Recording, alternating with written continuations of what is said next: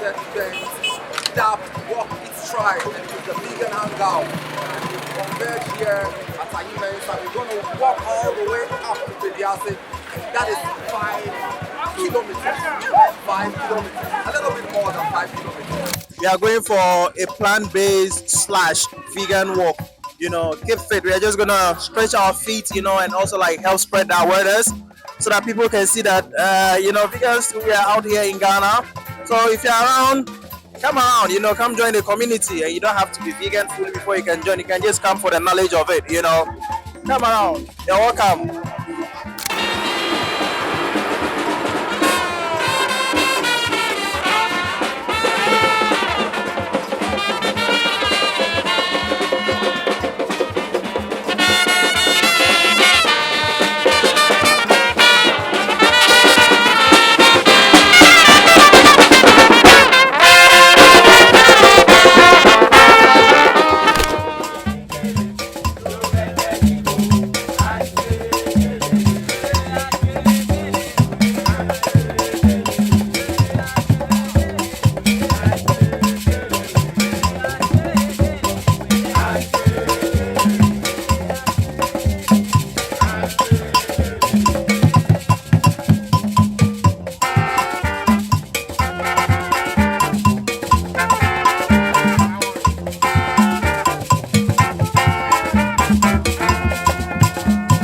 Let's do it for the opposite side.